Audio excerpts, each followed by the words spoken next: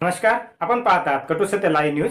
चॅनलवर नवीन असाल तर चॅनलला सबस्क्राईब, शेअर, लाईक, कमेंट करून महाराष्ट्रभरातील नवनवीन बातम्यांसाठी बेल आयकॉन दाबायला विसरू नका. सत्ताधाऱ्यांच्या विरोधात रणशिंग फुंकलेले ते माघार घेणार नाहीत.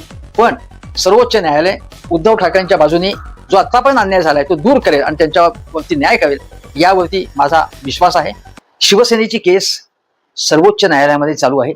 तारीख पे तारीख हे सगळं नाटक झाल्यानंतर जंतर मंतरवरच्या आंदोलनामुळे एक दबाव निर्माण झाला आणि मग झपाट्याने सुनावणी सुरू झाली. तारखा मिळायला लागल्या आणि कपिल सिब्बल हे उद्धव ठाकरे यांची जी असली शिवसेना आहे त्या बाजूने अत्यंत समर्पक आणि अक्षरशः शिंदे सेनेला हैराण करून सोडणारा अशा प्रकारचा युक्तिवाद करते. कपिल सिब्बल हे अतिशय मोठे लॉयर आहेत. त्यांचे वडील देखील अत्यंत प्रख्यात लॉयर होते, वकील होते. आणि कपिल सिब्बल हे तर दिल्लीच्या सेंट स्टीफन्स कॉलेजमधले, ज्या ठिकाणी देशातील अत्यंत बडी मंडळी शिकलेली आहे त्या कॉलेजमध्ये. आणि त्यानंतर त्यांनी हार्वर्डमधनं LLM केलं. IASच्या परीक्षेसाठी सुद्धा ते निवडले गेले होते. निवडले गेले म्हणजे उत्तीर्ण झाले, पण ते IAS कडे गेले नाहीत आणि वकिलीकडे वळले. आणि वकिलीकडे वळल्यानंतर त्यांनी इतकी प्रगती केली की 90च्या आसपासच ते सॉलिसिटर जनरल झालेले होते भारताचे. सुप्रीम कोर्टच्या बार असोसिएशनचे अनेकदा अध्यक्ष झाले. कपिल सिब्बल हे मनमोहन सिंग सरकारमध्ये अनेक खात्यांची मंत्रीपद त्यांनी अत्यंत चांगल्या पद्धतीने भूषवलं. विज्ञान तंत्रज्ञान असेल, अर्थ सायन्स असेल, कम्युनिकेशन मिनिस्ट्री असेल, HRD मिनिस्ट्री असेल, ज्या ज्या खात्याचं काम त्यांना सांभाळण्यास सांगितलं ते अत्यंत चांगल्या पद्धतीने त्यांनी केलं. आणि त्याच्यानंतर ते लोकसभेच्या निवडून आले ना पूर्वी. आता राज्यसभेवरती आहे, आता समाजवादी पार्टी तर्फे, अगोदर काँग्रेसमध्येच होते. परंतु त्यांनी लोकांच्या दृष्टीने महत्वाचं काय तर त्यांनी अत्यंत काही चांगल्या केसेस लोकांच्या बाजूच्या या लढवल्या आहेत आणि लोकांचा त्याच्यात फायदा झालाय. उदाहरणार्थ राईट टू प्रायव्हसी, आपला जो खाजगीपणाचा अधिकार आहे तो शाबूत राहिला पाहिजे यासाठी कपिल सिब्बल यांनी आपलं वकिली कौशल्य पणाला लावलं. निवडणूक रोख्यांची केस, ज्यामध्ये ज्याचा पैसा भारतीय जनता पक्ष स्वतःकडे घेऊन त्याचा गैरवापर चालला होता, पूर्णपणे ही भारतीय जनता पक्षाचे खिसे भरणारी योजना होती, ती कपिल सिब्बल यांच्यामुळे रद्द झाली. अनेक केसेस त्यांनी लढवल्या आहेत आणि लोकांच्या बाजूने किल्ला लढवलेला आहे. या कपिल सिब्बलांनी शिवसेनेच्या बद्दलचा जो युक्तिवाद चालवलेला आहे, सुरू ठेवलेला आहे, त्यामध्ये त्यांनी यावेळच्या याच्या अगोदर सुद्धा त्यांनी किल्ला लढवला होता. त्याच्या अगोदर अभिषेक मनु सिंघवी सुद्धा होते, तेही चांगले वकील. परंतु त्यांनी यावेळी निवडणूक आयोगावर ते हल्लाबोल केलेला आहे. निवडणूक आयोगाची पोलच त्यांनी खोललेली आहे. आणि आज संजय राऊतांनी या सगळ्या केस ब्रीफिंग देताना सांगितलं, त्यांच्यावर अरविंद सावंत आणि अनिल देसाई सुद्धा होते. अनिल देसाई सुद्धा याबाबत प्रयत्नांची शिकस्त करतायत. मी एक उदाहरण सांगतो तुम्हाला, जे मला माहिती आहे की निवडणूक आयोगाने सांगितलं होतं की तुम्हाला कोणाकोणाचा पाठिंबा, किती लोकांचा पाठिंबा आहे यासाठी ॲफिडेव्हिट सादर करा. आणि ॲफिडेव्हिट्स मला वाटतं शिवसेनेने 19 लाख जमा केली.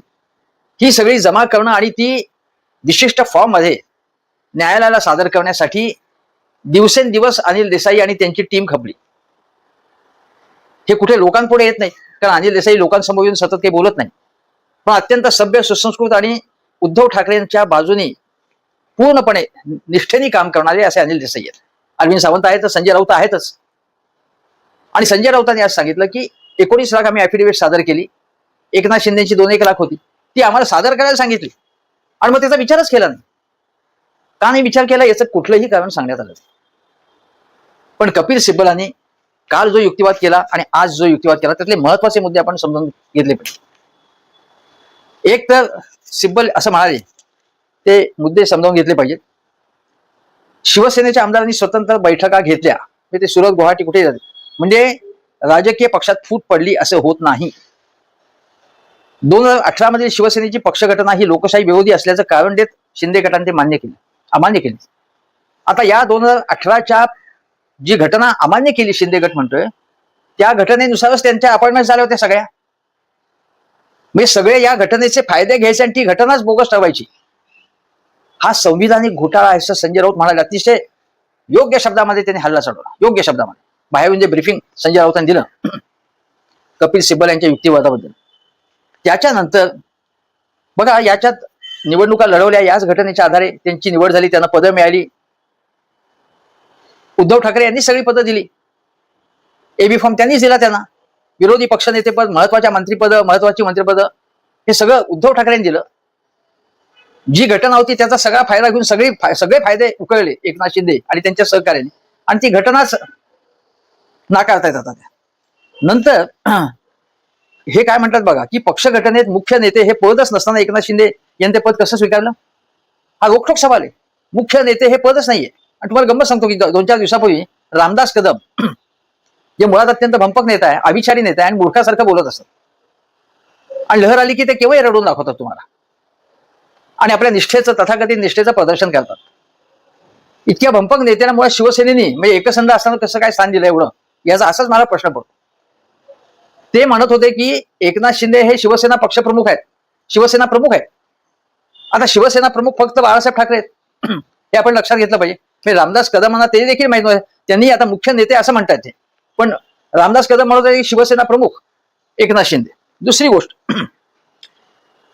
आता यांचा युक्तिवाद काय बघा, याच्यामध्ये ते म्हणतायत की विधिमंडळ पक्षावर च्या स्वतंत्र बैठका घेणे हा राजकीय पक्षात फूट पाडल्याचा पुरावा होऊ शकत नाही. दोन्ही गटांनी स्वतंत्र बैठका घेतल्या, आपापले गटनेते आणि मुख्य पद नियुक्त केले, एकमेकांच्या आमदारांविरुद्ध अपात्रतेची कारवाई सुरू केली. या बाबीच्या आधारे आयोगाने फूट पडल्याचा निष्कर्ष काढला. आता फूट म्हणजे काय तर बघा, 21 जूनचं पत्र केवळ विधिमंडळ पक्षाशी संबंध होता त्याचा, म्हणजे जे पहिले काही आमदार गेले, किती काय 15-20 गेले, मग पुढचे आमदार गेले एकनाथ शिंदेबरोबर. स्वाभाविक असं आहे, एक लक्षात घेतलं पाहिजे की एकनाथ शिंदे सत्तेमध्ये जाणार आहेत, त्याबरोबर जिथे सत्ता तिथे लोक जातात, त्याप्रमाणे हे गेले. पण राजकीय पक्ष जो उद्धव ठाकरेंकडेच होता, ऍफिडेव्हिट्स मधनं स्वतः दिसून आलं, आणि राजकीय संघटना उद्धव ठाकरेंच्याच हातात आहे, पण त्याचा विचारच केला नाही निवडणूक आयोगाने, हे ठासून कपिल सिब्बल सांगतात. आणि ते म्हणतात की 21 जूनचं जे पत्र शिंदे गटाकडनं दिलं ते केवळ विधिमंडळ पक्षाशी संबंध होता, आणि त्याला राजकीय पक्षाचा फूट मानणं ही चूक होती निवडणूक आयोगाची. ती निवडणूक आयोगाची चूक झाली. पुढे दुसरी गोष्ट अशी आहे की 25 जून आणि 1 जूनला ठाकरे गटाने केलेल्या पत्रव्यवहारात एकनाथ शिंदे, तानाजी सावंत, उदय सामंत आणि गुलाबराव पाटील यांनी पक्षविरोधी कारवाया केल्याचा, स्वेच्छेने शिवसेनेचे सदस्यत्व सोडल्याचा आणि पक्ष घटनेनुसार त्यांची पदे काढून घेतल्याचा उल्लेख होता.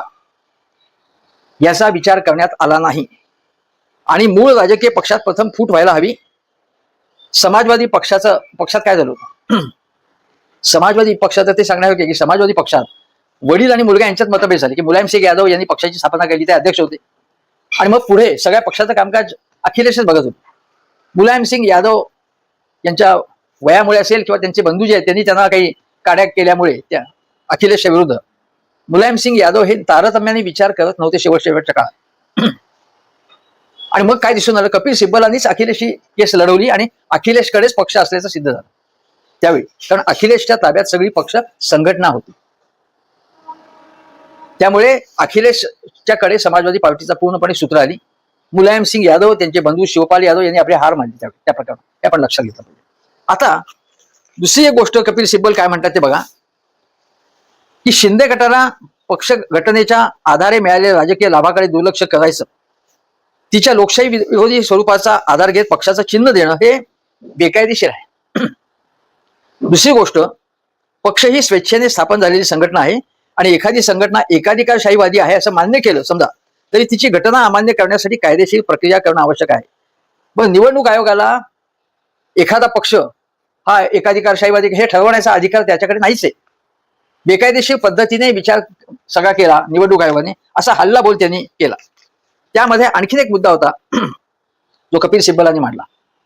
कपिल सिब्बल म्हणतात की शिवसेनेची 2018ची पक्ष घटना शिंदे गटाने लोकशाही विरोधी आहे असं म्हटलं, पण ज्या व्यक्तींनी याच पक्ष घटनेनुसार पदं मिळवली, निवडणुका लढवल्या, मंत्रिपदं भूषवली, ती लोकशाही विरोधी कसं म्हणता येईल?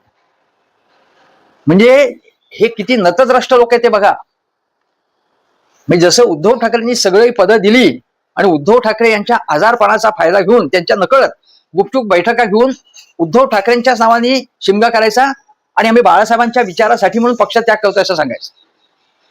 मला सांगा तुम्ही की समजा समोरच्या बाजूला भारतीय जनता पक्ष नसता, सत्ता मिळण्याची शक्यता नसती, आणि असं झालं की उद्धव ठाकरेंनी काही बाळासाहेबांच्या विचाराशी द्रोह केला असं म्हणणं, हिंदुत्व सोडलाय आणि सत्ता मिळण्याची शक्यता नसती तर एकनाथ शिंदे यांनी बाळासाहेबांच्या विचारासाठी सत्तेला लाथ मारून बाहेर पडले असते? ते नसते पडले. ते बोगस दावा असा करतात की बघा आम्ही रिस्क घेतली केवढी, टांगा पलटी केला. अरे पण समोर तुम्हाला सत्ता दिसत होती ना की आता इतके आमदार गेल्यानंतर उद्धव ठाकरेंची सत्ता राहू शकत नाहीत, म्हणून तर तुम्ही टांगा पलटी केल्यानंतर तुम्ही तिकडे जाऊन तुम्हाला सत्तेवर बसला हे तुम्हाला माहिती होतं. तुम्ही काय स्वातंत्र्य आंदोलनातले काही खेळाडू नव्हता तुम्ही. त्यामुळे यांच्या लबाड आहेत, इतके बदमाश लोक आहेत, लबाड आहेत, इतके कावेबाज लोक आहेत. काहीही बाळासाहेब ठाकरे यांच्या विचाराशी संबंध नाही त्यांचा. आणि ज्या काँग्रेसला नावं ठेवतात, काँग्रेसची काही ठिकाणी युती केली नाही शिंदे सेनेने. आणि हे यांचा पक्ष कुठल्या लायकीच्या लोकांचा आहे बघा ना. एक ताजी बातमी आहे की अलिबागची, की यांच्या पक्षाच्या एकनाथ शिंदेच्या पक्षाच्या एका नगरसेवकांनी हे तलावाचं पाणी जे आहे त्याच्या संबंधी निर्णय घेतला. म्हणजे पाणी सोडायचं, पाणी बंद करायचा हा निर्णय त्यांनी परस्पर घेतला. ती बातमी मोठी खळबळ माजली त्याच्यामुळे. तो कोण घेणार हा निर्णय? नगरसेवक दादागिरी करून. एक नगरसेवकाला तडीपार करायला लागलेले कोर्टाला. एक जण मुक्का पाहिजे त्यांचा आमदार.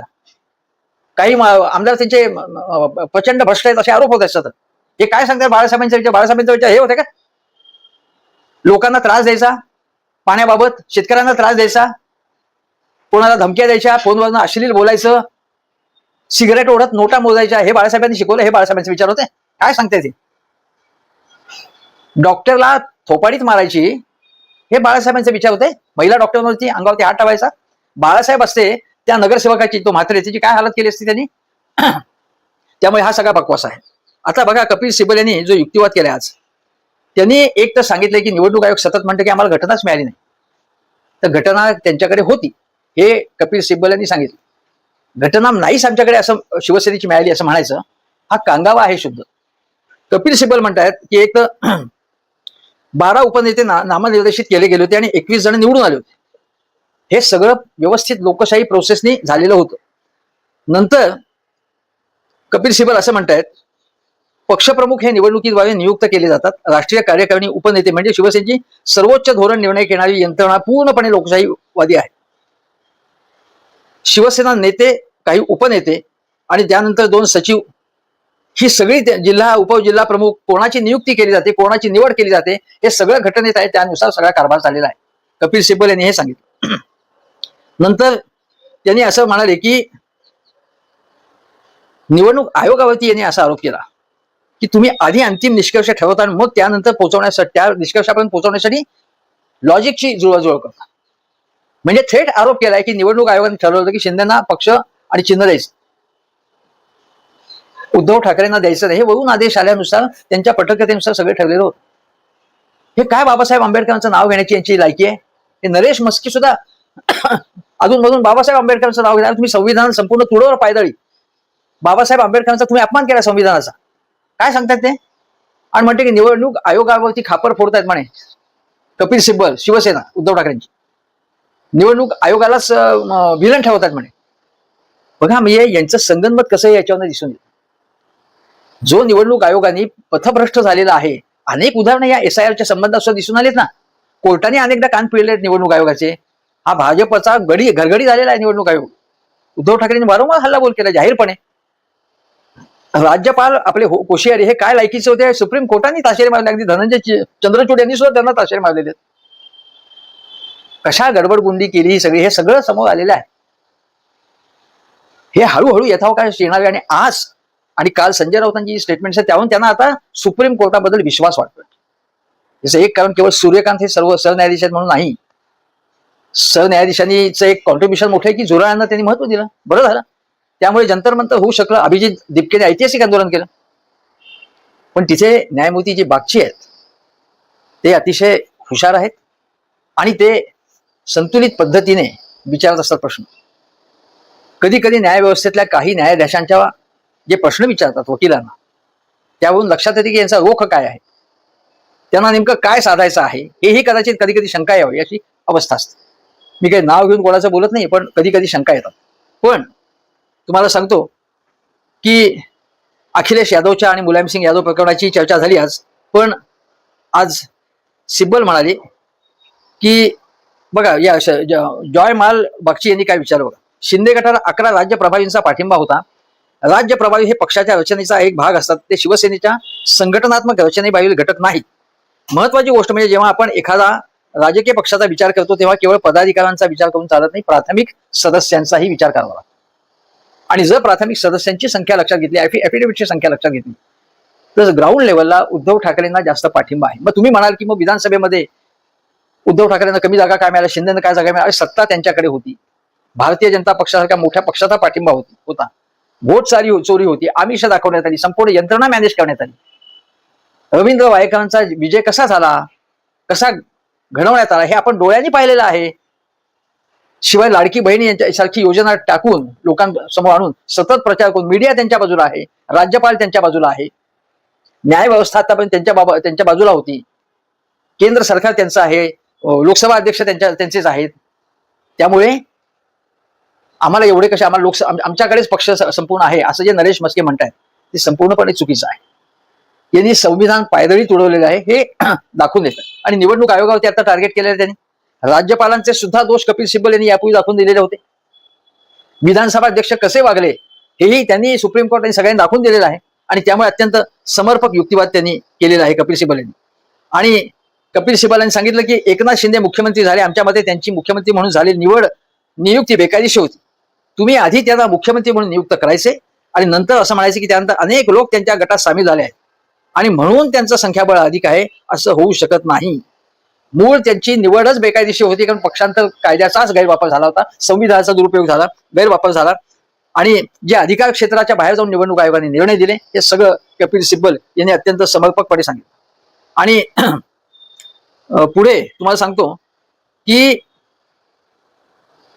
कपिल फार मोठा युक्तिवाद आहे, त्यामुळे सगळा वाचून दाखवणं आजचा जो आहे तो 2018च्या घटनेकडे दुर्लक्ष केले गेले. विधिमंडळ पक्षातील बहुमताच्या आधारे पक्षात फूट पडल्याचं गृहीत धरलं आणि त्या आधारावरती घटना हुकुमशाही पद्धतीची आहे असे म्हणून त्याकडे दुर्लक्ष करण्यात आले. संघटनात्मक पातळीवर मात्र आमचं मोठं बहुमत होतं, पण निवडणूक आयोगाला संघटनात्मक रचनेकडे दुर्लक्ष करायचं होतं. म्हणजे मूळ निवडणूक आयोगाचा दृष्टिकोनच पूर्वग्रह दूषित होता, कारण त्यांना एक अजेंडा ठेवून देण्यात आला होता की हे तुम्हाला एक काम नेमून दिलेलं आहे, ते तुम्ही पार पाडा.